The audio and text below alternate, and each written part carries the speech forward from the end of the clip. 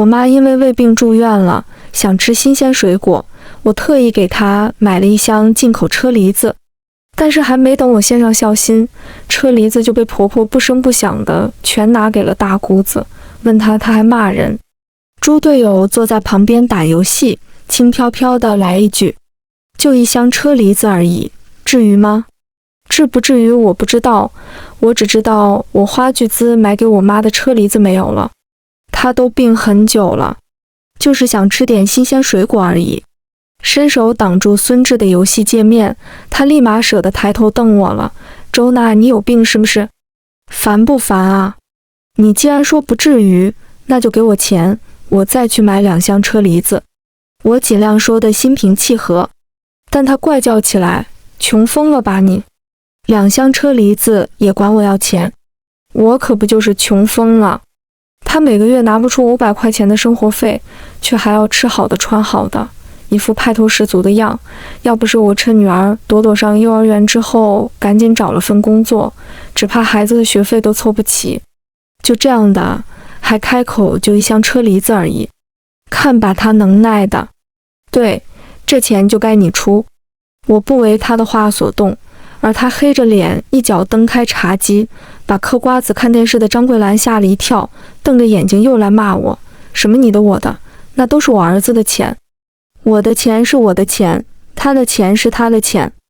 我和孙志早就明算账了，免得拿他500块还得管他一家老小的生活，我做不来这么精打细算的功夫。张桂兰骂人的词汇很丰富，嘴里还能嗑瓜子，我眼睁睁看着他噗的一声，沾着口水的瓜子壳落在电视遥控器上，眼皮子就忍不住跳了几跳。电视里正在骂看那个老泼妇，我心想真是应景，要钱没有，要命一条。游戏里的狐朋狗友在催促，孙志又低头玩起来，张桂兰倒是昂着头，对，要钱没有，要命就更不可能。我气笑了，这2个泼皮无赖，知道跟他俩下去纠缠毫无意义。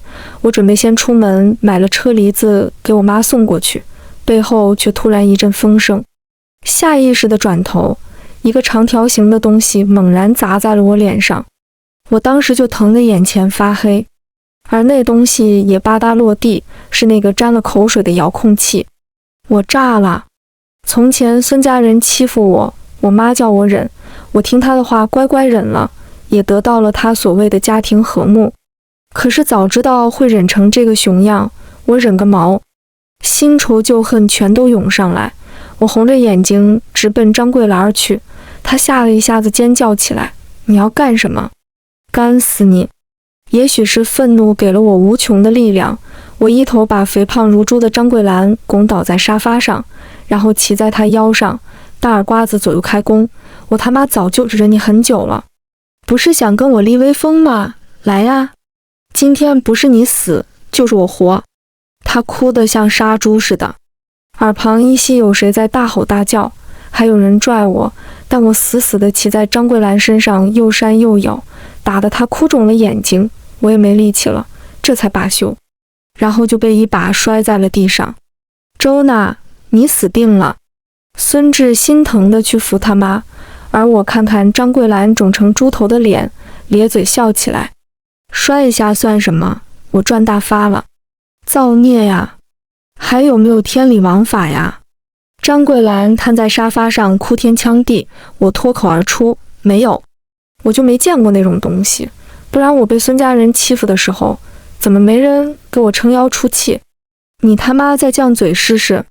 孙志红着眼睛要打我，我立马翻身爬起来，抓住茶几上的烟灰缸要砸电视。你今天敢动我，我就砸烂这个家！他不敢置信地愣住了。想想也是，以前我多乖呀，秉承我妈打不还手骂不还口的窝囊思想，被孙家人打了左脸还会讨好的把右脸送上去，就怕他们打得不痛快，哪像个泼妇似的跟他们干过仗。今天才算扬眉吐气。有什么好吵的？东西吃完了再买就是。客厅里打得惊天动地时没见人劝架，这会儿快散场了，房间里的公公倒是舍得出门了，轻描淡写的来一句：我饿了，谁去做饭？我真服了，一家子奇葩。我不做。平常张桂兰一干家务活就喊这疼那累的，连素打麻将却屁事没有。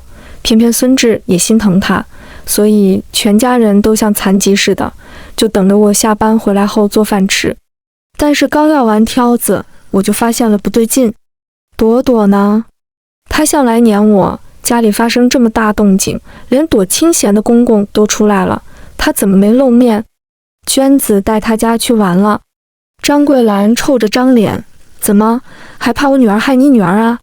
对，你女儿没教出个好东西，小小年纪就掀朵朵的裙子，迟早是个坐牢命。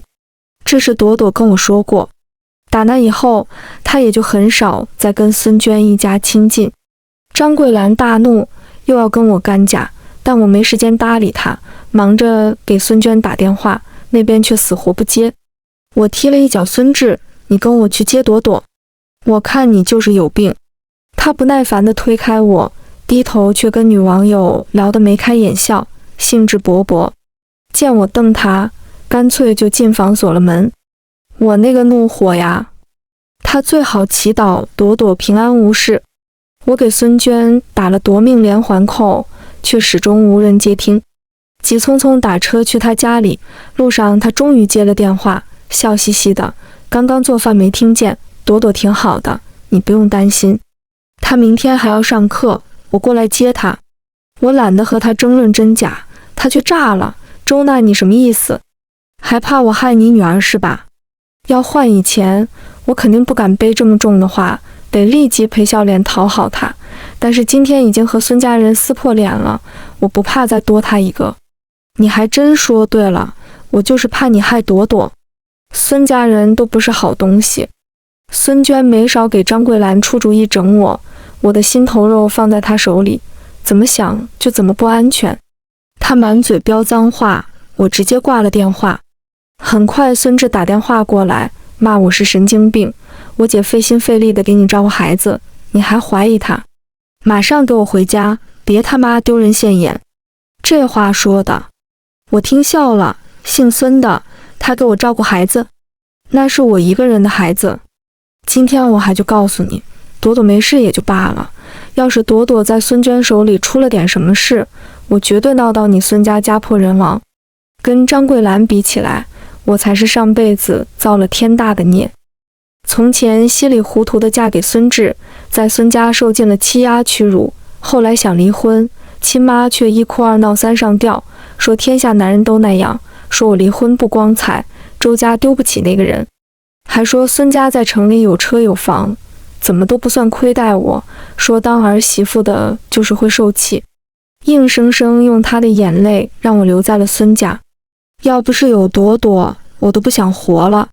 孙志似乎也出门了，手机那头有车笛声和女人的娇笑声，但是没等我细听，他就一句神经病砸过来，然后挂断了通话。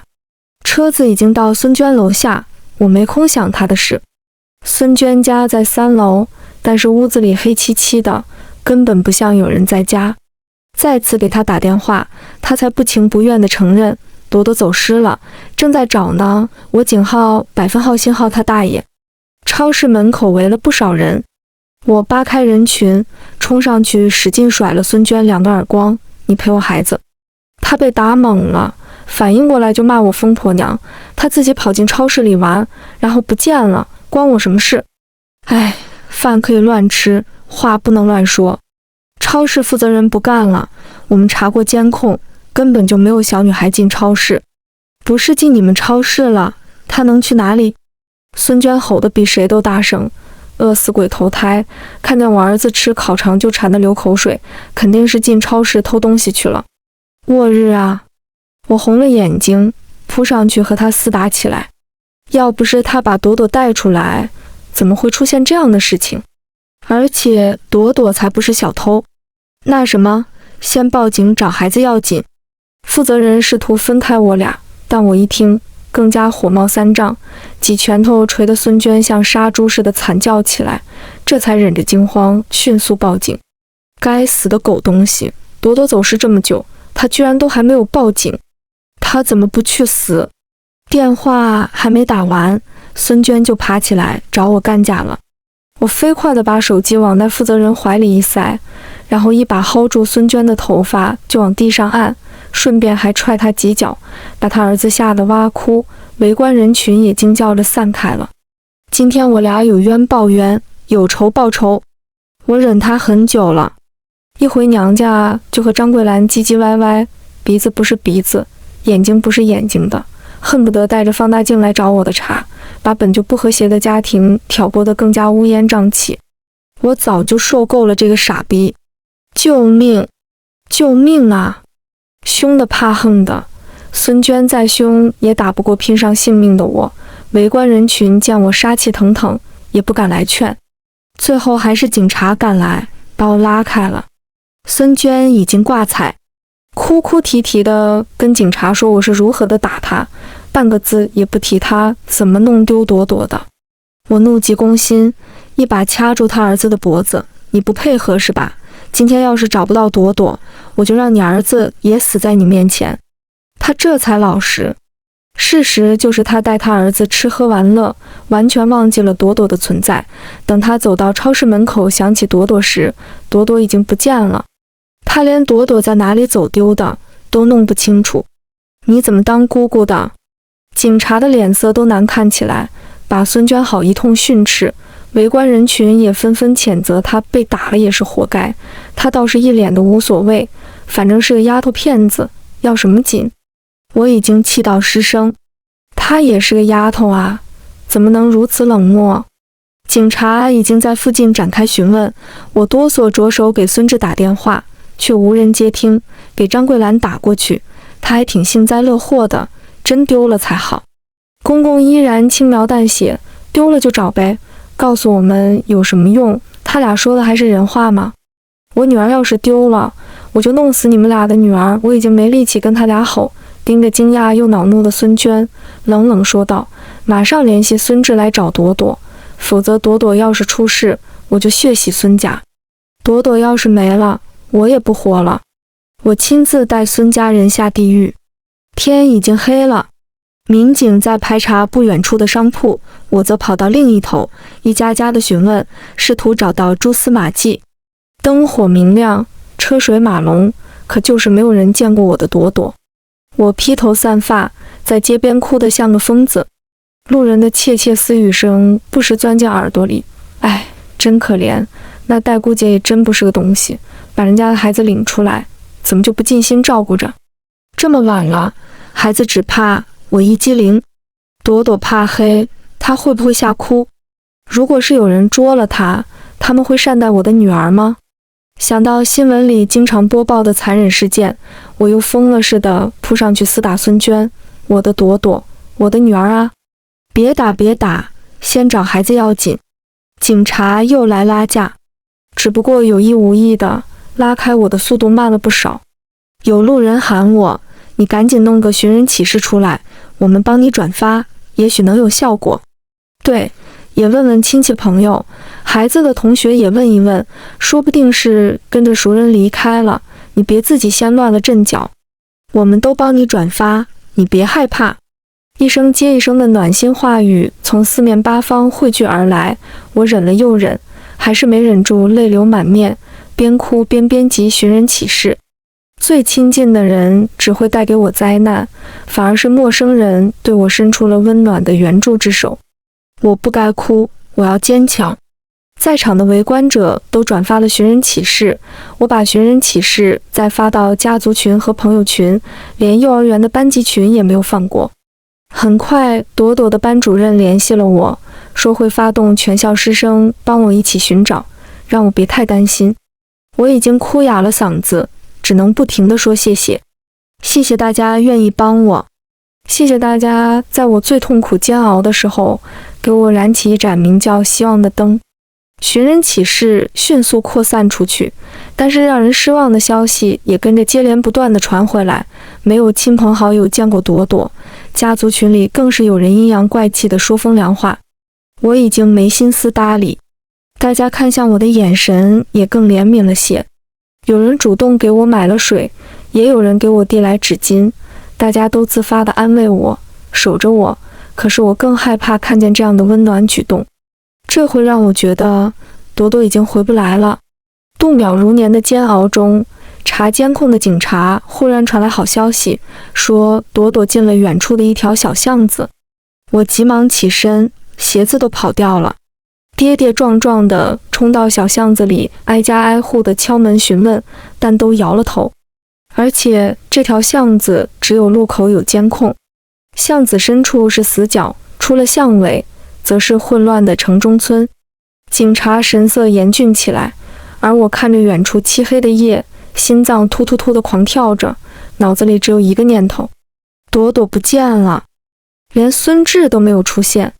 要是朵朵找不回来，我就跟孙家人同归于尽。我没再哭，抹掉了眼泪，冷静地和警察分析朵朵可能会去的地方，前往寻找。依然无果，又挨个联系能帮忙的人。孙娟始终跟在旁边，但并不是觉得愧疚想帮忙，而是暴毙摆出不屑的样，跟在旁边看热闹，甚至还给他妈打电话抱怨，我又不是故意的。他还打我，简直想上天。我那恶婆婆张桂兰在电话里对我破口大骂，说什么等我回去了要好好收拾我。警察大哥都听不下去了，你家孩子丢了，你们还说这种话，又不是我们故意丢的。再说了，不值钱的丫头而已，丢了正好省事。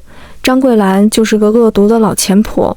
老大哥不说话了，只是私下悄悄和我说，叫我找到孩子了就赶紧远离这家人。我知道，我现在也怀疑他们是想故意丢了朵朵。只要朵朵回来，我再也不做孙家媳。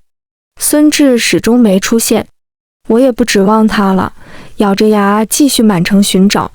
孙娟的儿子豆豆9岁，跟这么久已经累了，吵着闹着要回家。我想到朵朵，反手就是一耳光扇他脸上。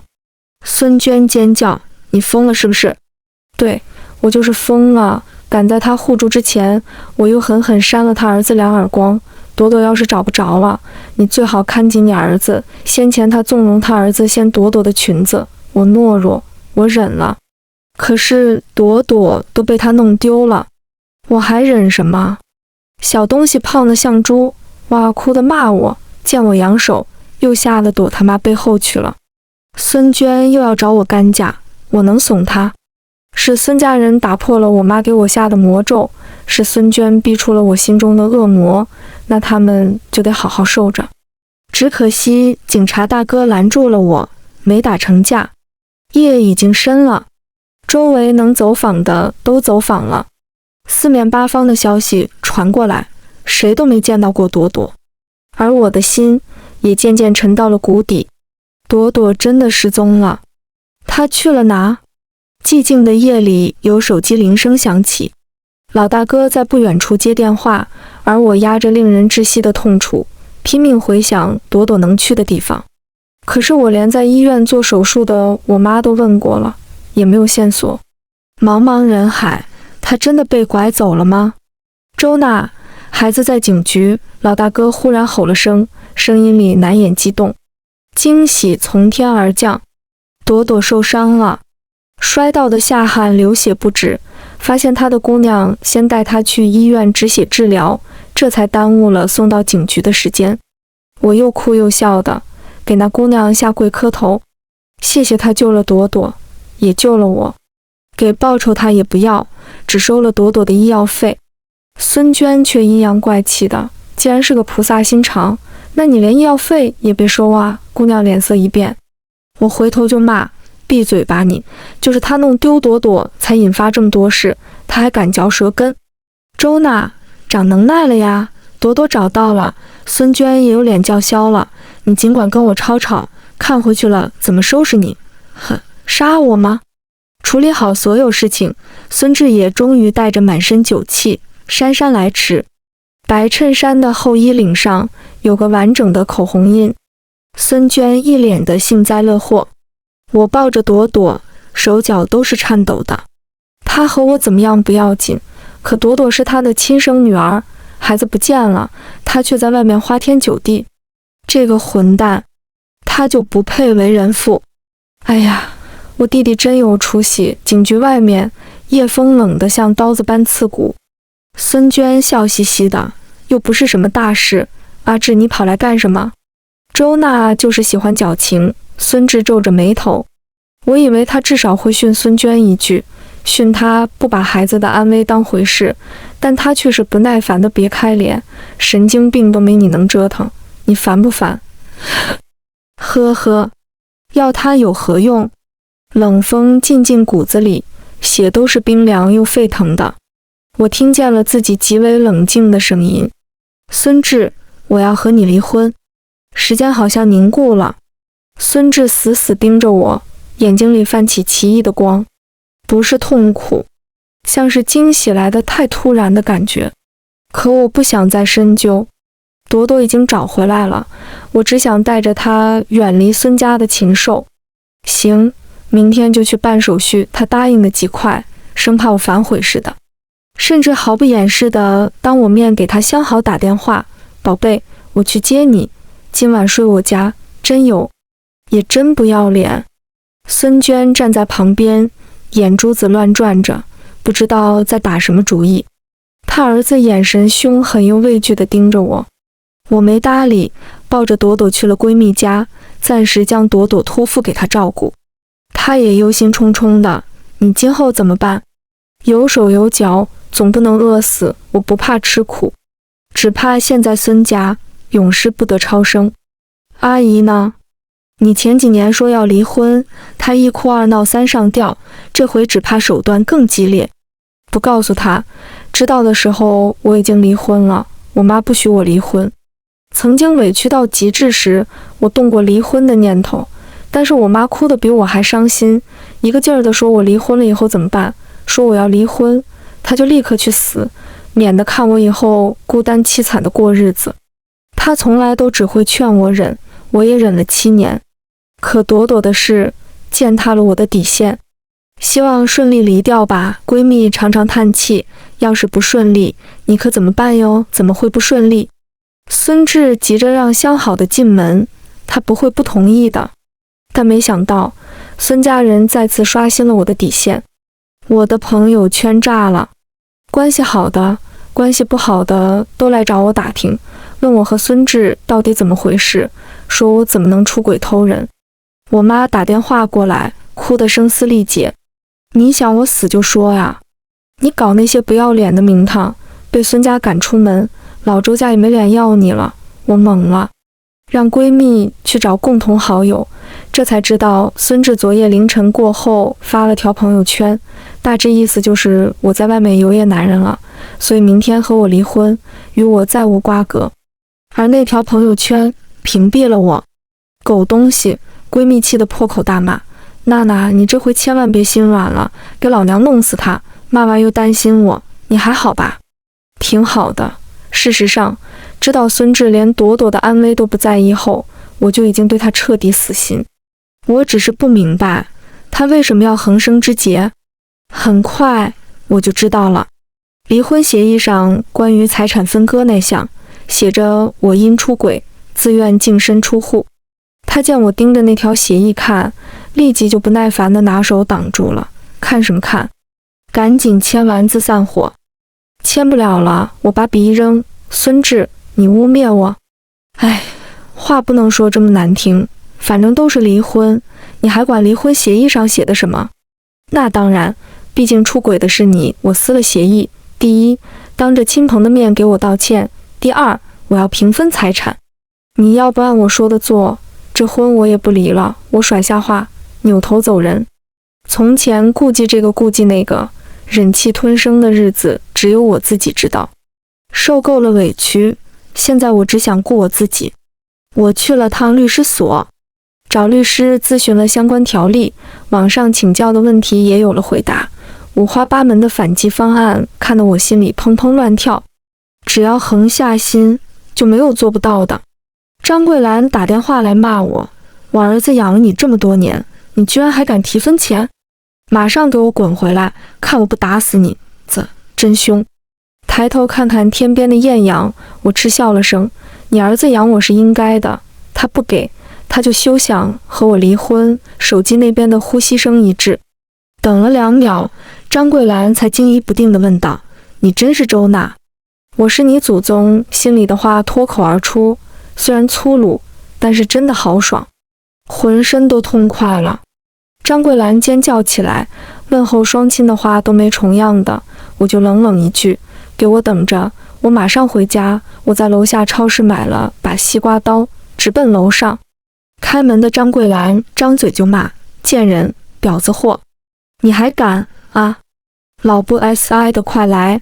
她喊她老公，向来都是老不死的。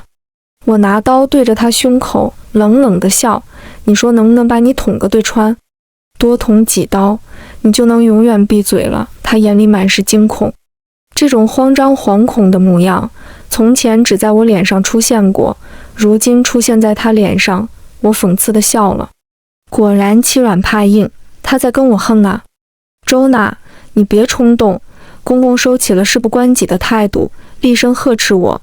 孙娟也从厨房里跑出来：“周娜，你把刀放下，西瓜刀可真是好东西。”把孙志和那个小三喊回来，举着刀我也累，垂了手，叫孙娟打电话。张桂兰一看没危险，又跟我叫嚣起来：“你既然知道了，那我也不怕告诉你，就你这样的烂货还想啊！”我使足力气，狠狠扇了他一耳光，手心都麻了。张桂兰的脸也迅速红肿起来，她呆住了。我冲她笑，继续骂呀：“惹急了我就先送你去找阎王喝茶。”西瓜刀反射着寒光，看起来还挺有震慑力的。张桂兰捂着脸惊恐摇头，眼神里夹杂着暗怒。我没理她，瞟向孙娟：“我打，马上打！”她溜进了厨房打电话，喊孙志快点回来。而我大刺刺地往沙发上一坐：“我渴了，马上给我倒杯水来！”张桂兰大怒：“周娜，你别太过分！”屏！我抬手就把烟灰缸砸在电视上，屏幕受不住重击，顿时就裂出了蜘蛛网。公婆站在那，目瞪口呆。往常他俩都爱瘫在沙发上看电视，雷打不动。这下子心头好算是砸没了。水来了！孙娟倒是殷勤，立即给我倒水过来，但我顺手就把水泼在了她身上，冷笑：“给我称10斤车厘子回来，要最大最新鲜的那种。”孙娟尖叫，骂我是疯子。我也不和她争，反手就把遥控器砸她脸上了。看她鼻血横流，我笑得乐不可支：“活该你被砸，昨天你妈也是这样砸我的，一报还一报而已。”公公气得要来打我，我抄起西瓜刀就砍过去，他躲得飞快。我一刀砍在旁边的绿植树上，好好的树顿时被削了头。我冲孙家3人笑得更灿烂：“是买车厘子还是砍你们？昨天的车厘子被娟娟带回家了，给你拎回来就是。哦，吃了还打包是吧？真有趣，想吃自己不买，来薅我的羊毛。被碰过的我不要，不给我买最新鲜的，我就把这个家砸了。横了心，我也敢放狠话了。”孙娟哭哭啼啼地给孙志打电话，孙志的咆哮声能把我耳朵震破，把他能耐的。等我回来收拾他，他回来得很快，没带小三，进门就要打我。我抄起西瓜刀就要砍他妈，吓得他妈满屋子乱窜。阿志快拦住他，可是孙志也不敢上，最后只能冲我咆哮：“你到底想怎么样？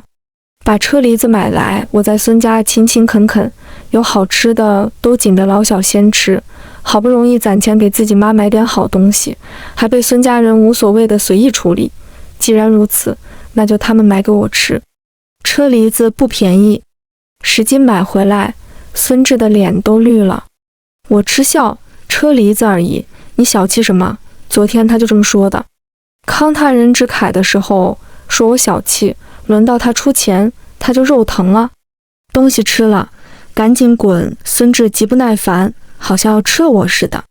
我眼睛一瞪：“这是我的家，我凭什么滚？没离婚之前，谁都没权利赶我。你到底要不要脸？”孙娟仗着有孙志在，又跟我吼。我瞥了他一眼：“关你什么事？没事少回娘家。我看见你就烦，挑事精，专会惹祸。孙娟气得要死。张桂兰挠着脸给她帮忙，说家产也有她的一份。我点点头，你说的对，所以你准备什么时候死？也好让他继承你的遗产。孙志咬牙切齿，恨不得掐死我。难道我有说错？我觉得没任何毛病，我又没说不给你解遗产。周娜，你少给我装疯卖傻。孙志阴沉着脸，这婚你离也得离，不离也得离，再敢来闹，我就起诉你。起诉我出轨吗？我吃声，请问你有没有证据？他甩了一大叠合成照片出来，我翻翻捡捡，轻啧了声，比你帅。但是技术合成的照片做不了呈堂证供。我说着，瞟了眼门口的母婴袋，讥讽道：而且你的小情人怀孕了，他怕是等不了吧？有本事你就跟我耗着，让他没名没分，给你养私生子。门外的人终于露面了。孙志，你不赶他走，我就走，是个年轻妖艳的女人。孙志来拽我，我把西瓜刀冲他一扬，他到底没敢逞凶，骂骂咧咧地吼了我几句，又跑出去哄那女人，然后他就走了，也没管家里的乱摊子。张桂兰一屁股坐在地上，又哭又骂，我吃着车厘子，全当看戏。公公又是那副万事不管的态度。到了下午，孙娟也坐不住了，临走前把张桂兰喊出去。两人嘀嘀咕咕的不知道说什么，聊了很久，孙娟才走。我已经回房间收拾好必要东西，保证想走随时都能走。公公没电视看，背着手下楼去了。张桂兰怨天骂地，我给闺蜜打电话，知道她去接朵朵后，也就在客厅里坐着。你去做饭，正琢磨着下步计划，张桂兰忽然骂过来。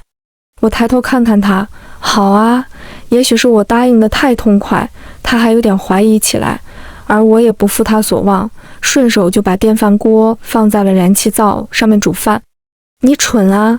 她尖叫着扑过来救锅，而我抄起锅沿，把锅底往她手背上一盖，整栋楼瞬间就响起了她杀猪般的惨叫声。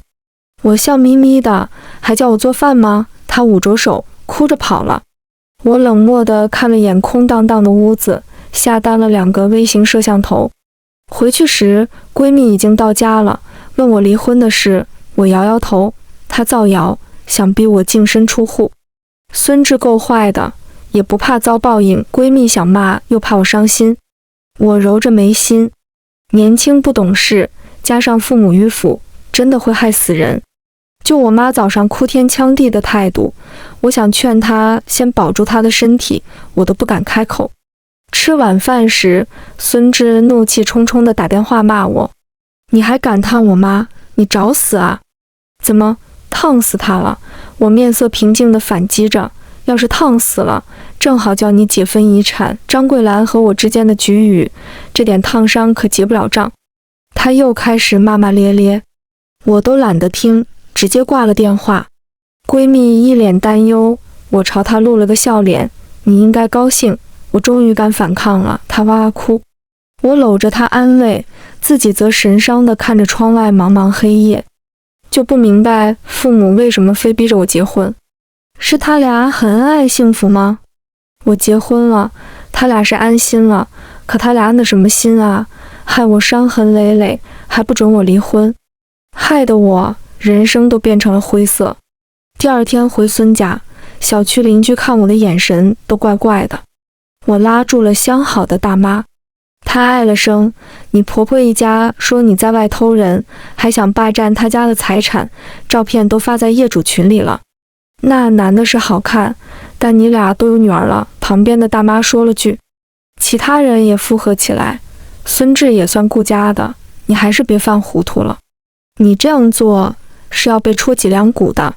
天下乌鸦一般黑，都这么多年了，有什么忍不了的也都忍过来了，何必干那些丑事？大妈们劝着我，眼神里隐约闪着鄙夷，我听得都气笑了。孙家人这是立志要抹黑我呀！我只解释了一句，我要是真的出轨，他怎么不敢上法院起诉我，找我离婚？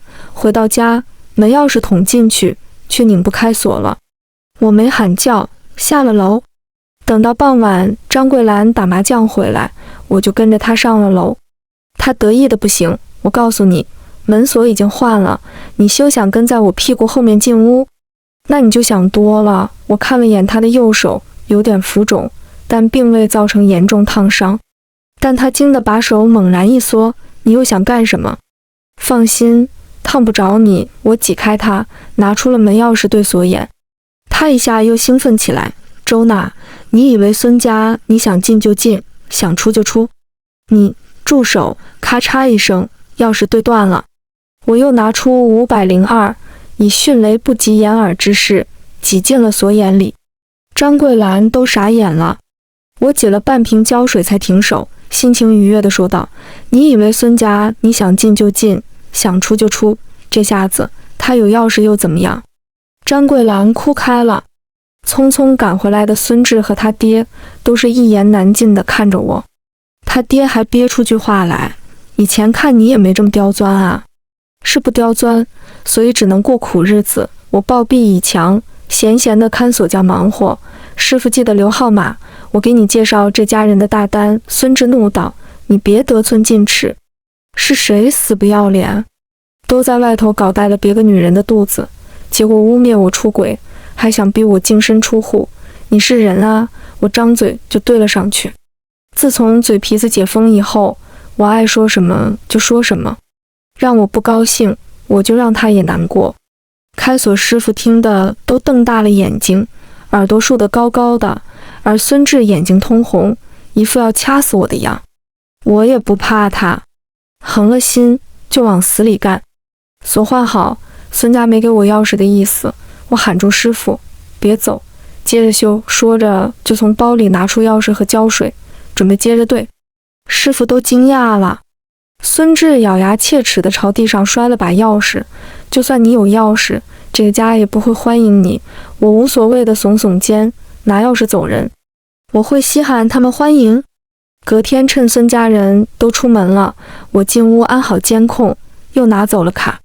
孙志的工资卡在他妈手里管着，而他自己则绑着手机银行，用钱都很方便。唯有我从前管着家里事务，却只能伸手讨要，还时不时地被张桂兰骂，说花钱没节制，只知道糟蹋他儿子的辛苦钱。也不想想，他一年打麻将都输掉好几万，怎么不骂自己老混账？我去了趟医院，我妈还躺在病床上休养，看见我就哭：你还来干什么？给你送车厘子吃，10斤车厘子，个头饱满又新鲜。我虽然和孙家人吵架，但也没舍得糟蹋这东西，至少还有8斤，都给他拎来了。但他却狠狠一挥手，把袋子打落在地。你不和孙志好，在外头鬼混，以后也别再认我这个妈。我愣住了，满地的车厘子咕噜噜乱滚，就像是我那颗悲凉且飘零无依的心。我没捡那些我自己都舍不得吃的小东西，轻轻笑了。就一定要把我绑在孙家吗？他背对我哭着骂：孙家有什么对不起你的？你竟然在外头偷人！我们老周家的脸都被你丢完了，你走，我就当从来没有你这个女儿。他一生气，监控仪器就滴滴报警。我按了呼救铃，低声问他：我说我没有偷人，是孙家陷害我，您信吗？陷害你？他家怎么不陷害别人？你害得我都没脸见人了。他情绪越发激动起来，干瘦的小老太太在被子下缩成小小的一团，直到医生护士半劝半拽地将我弄出病房，她都拒绝看我一眼。我怔怔地在门外站了许久。其实我知道，当年匆匆催我结婚，是孙家能给10万彩礼，而那笔钱则用在了我弟的婚事上。娘家没陪嫁，10万块钱半点都没有回转，这也是张桂兰最记恨我的地方。明里暗里都说周家不要脸，吞了钱。我无话可回，父母的辛劳和哭诉压在我心底，让我背上了莫名的罪孽感，根本不敢和孙家人顶嘴。如今才想明白，那根本就不是我的错，我为什么要负罪受苦？他觉得我丢脸，那就让他的儿子来侍候好了。出了医院，绕道去银行，一查卡里也就8万块钱，我全取了。刚取完，孙志的电话也到了，我还以为是我妈要用钱，是你把钱取走了，对不对？在我卡里，我取完就立即存进了我卡里。感谢你从前教你妈记密码的时候，并没有逼着我6位数的密码，他妈记了不下100遍，我都快听吐了。只不过那时候也没想偷偷取钱，一直都是忍着羞耻，毫无尊严地找他拿钱。你马上赚回来，不然别怪我报警抓你。你报啊，咱俩可是夫妻，我不怕他吓唬。夫妻共同财产，我有支配权。他气急败坏地挂断电话，而我叫闺蜜带上朵朵出来，好好的吃了顿饭。自由的感觉真叫人心驰神往。回家后，我点开了监控，刚开，张桂兰的骂声就冲出了手机屏幕，她就应该出门被车撞死，走路摔阴沟里摔死。妈，向莲在呢，孙志提醒了句。监控里能看见那个三儿像没骨头似的歪在孙志身上。对，不能吓到我的大孙子。张桂兰勉强露了个笑脸。我看着三儿不正经的做派，真的好奇他会甘心嫁给孙志这种庸俗男。阿姨，他不好对付的，你们得下狠手。三儿说话声音柔柔的，话里却透着狠，要找准他的7寸下手，不然他不会怕你们，还骑在你们头上撒野。孙家人若有所思起来。而我瞬间汗毛倒竖，立即决定把朵朵藏起来，再不能让他们伤害我的女儿。但是我没想到他们去了医院。我弟给我打电话，劈头盖脸的一阵骂，你做那些不要脸的事，惹得姐夫一家人跑到医院里来哭天抢地，气得我妈死都不肯住院了。孙志真能耐，连生病的老人都不肯放过。我没偷人，我重申，但我弟跟我妈一个态度，骂我不知检点，丢了他们的人。也许他们的颜面比我更重要吧。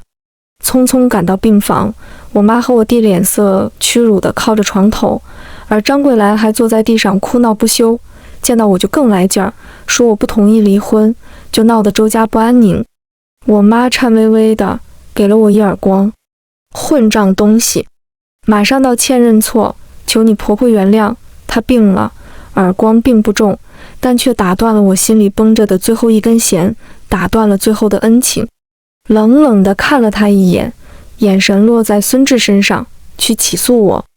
你要是告不赢，就给我跪着道歉。孙志黑了脸。张桂兰哭着喊着扑上来撕我，我反手狠狠一巴掌扇他脸上，以为我怕你呀。他被扇懵了，孙志要接力打我，但我掏出了防身匕首。看热闹的都叫我冷静，我冷冷说道，既然有我的出轨证据，那法院自然会给你公正。你想离婚就去起诉我，别以为造谣哭闹就能逼我净身出户，吃瓜的安静下来，面面相觑。我看了眼靠在床头的小老太太，她瞪我，你还有脸是吧？我行得正，坐得端，既然不相信，那也就别好好说话了。扫了眼旁边生气的弟弟，他就交给你了，你好好照顾。我弟噌的吓跳起来，我没时间。那是你的事，他成天游手好闲，不是没时间，是没那份心。从前我还心疼我妈摊上这样的糟心儿子，现在想想，糟心儿子就是他自己一手养成的。有心疼他们的功夫，不如心疼我自己。周娜，你想反天是吧？我妈也骂，但我面无表情地走人了。孙志没起诉我，而我按网上教的办法找了个私家侦探打听那位三儿的底细，自己则慢悠悠地上班。很快私家侦探就传来了消息，说向莲有个初恋男友，怀的也是那男人的孩子。我听乐了，孙志这是喜当爹呀，我得给他坐实才行。约了他出来谈判，我有你出轨向莲的证据，你同意分割家产，我就只要2/5，你要是不同意，我就去起诉你，让你净身出户。到时候你的小情人还肯不肯给你生儿子，那可就是个未知数了。他怒瞪我，但最终说回去商量商量。孙家的客厅永远都是主战场，张桂兰哥内哭，说没房子一家人住哪，房子绝对不能分割。孙娟也在，她就是皮痒，拖回来给她打老实了。丈夫打妻子也没关系的，三儿柔柔地劝着。我就想知道她自己膈不膈应，而且我的好姑姐那么喜欢三儿，我也送她一个三儿好了。那8万块钱属于夫妻财产的范畴，我用起来也不心疼，花2万块找了个熟悉业务的，就一条要求，把大姑爷的心勾走就行，而我只管坐等看戏。孙家商量出来了，按买房时的价格给我1半钱，然后我同意离婚。我很直接，按市价给钱，不然就耗着，我耗得起，向莲不能。她的肚子已经高高挺起，要是孩子生出来不像孙志，他会输得很惨。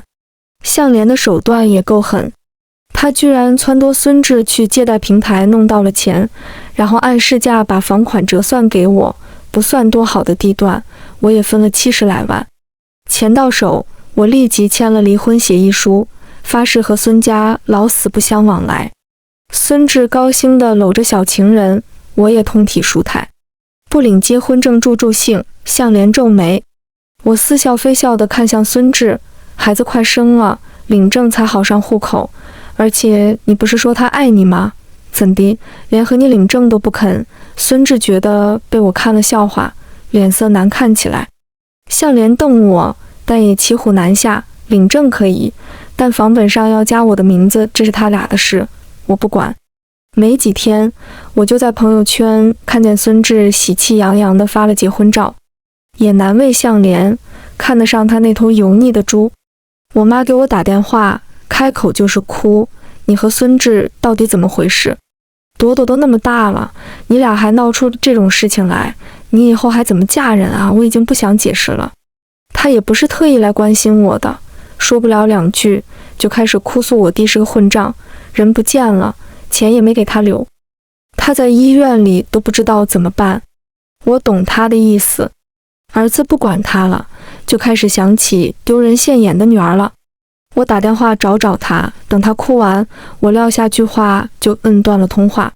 不是不心疼他，而是他把那袋我拼了命才换来的车厘子打落在地的时候，我的心就已经冷了。那时朵朵才刚失过踪，孙家人又造我的黄谣，邻居亲朋都对我指指点点，在我咬着牙煎熬的时候，他还往我心窝上捅刀子。得不到的安慰，我也不想要了。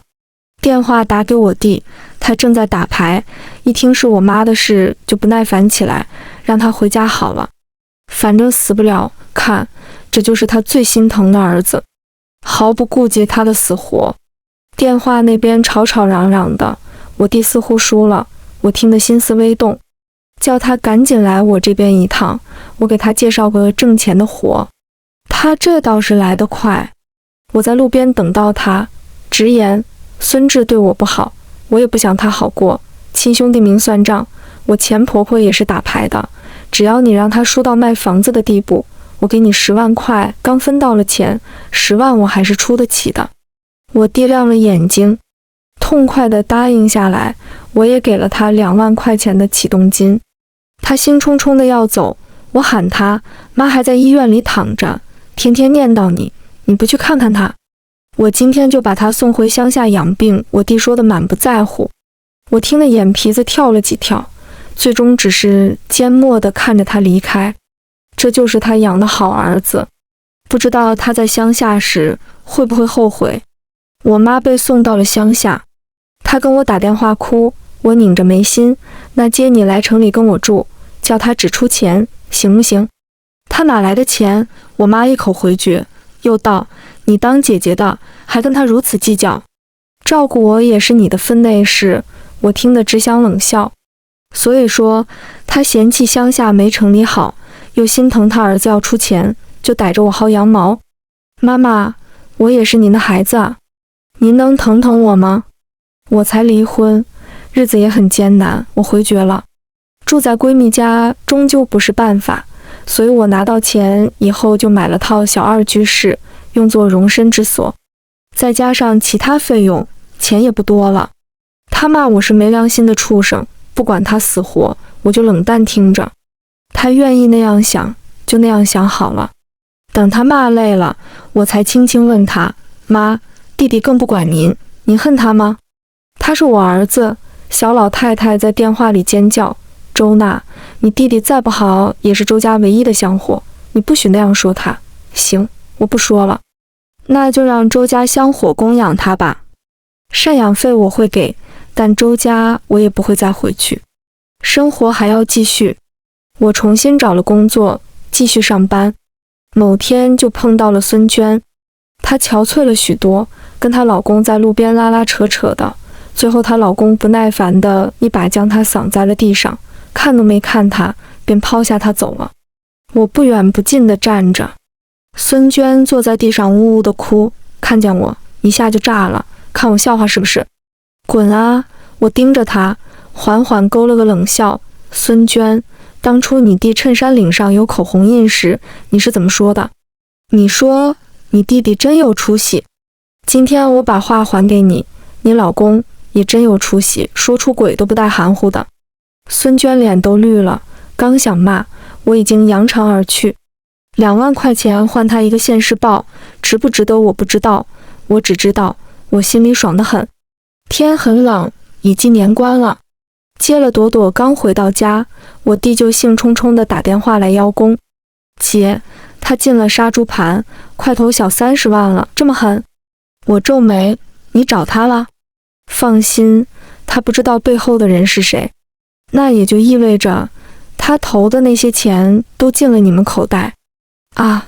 但这是我的钱，他立即护食。我亲啊，我只是提醒你一句，杀猪盘是违法的，你出事了，我可不会捞你。知道了，知道了，别忘了你答应的钱，他明显没听进去。我也懒得多说，只答应成功了就把钱转他老婆账上。挂断电话后，我再次打开了孙家监控。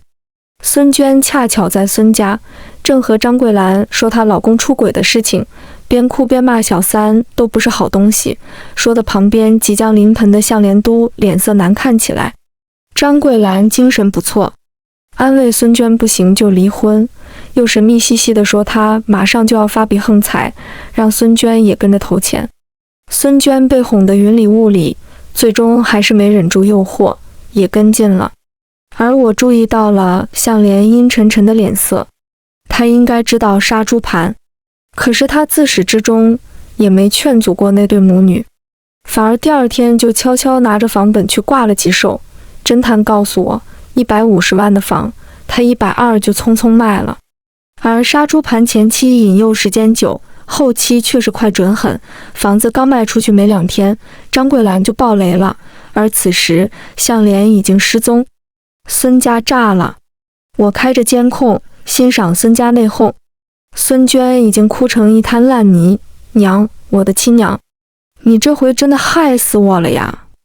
本来还能和好，现在他铁了心要跟我离婚。张桂兰已经傻了，不会哭也不会动，眼珠子直愣愣的。从前公公的骂声里我才知道，张桂兰总共投了80多万，其中20万是俩公婆的养老钱，余下60万是找亲朋借的，网上也贷了不少。孙娟的情况比她稍好，虽说投了40-50万，但投的是积蓄，没有借钱。但是现在爆雷了，他俩血本无归，瞬间从天堂砸到了地狱。你俩这是要逼死我呀！孙志眼睛都红了，暴躁地在屋子里乱转，而张桂兰突然起身，一言不发的就往阳台上冲。钱公公就在阳台边抽烟，当时就拽住了他。张桂兰嚎啕大哭，满口喊的都是让他去死，而他最心爱的儿子做了个重大决定，瞒着向连卖房救母。他们在手机屏幕里吵得热闹，而我挑了眉。向连心机够深沉，知道张桂兰迟早会爆雷，所以抢先出手，彻底断了孙家的后路。后续的事是侦探发的视频给我。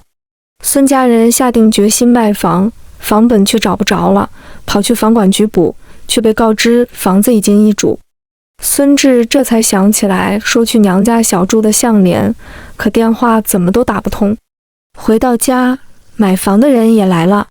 张桂兰哭闹不休，不肯搬走，但人家拿着房本找来锁匠，撬开门，把东西全扔了出去。我看着视频里孙志又惊又怒还无可奈何的样，弯唇冷冷地笑了。项链这只狼是他自己引进家门的，咎由自取罢了。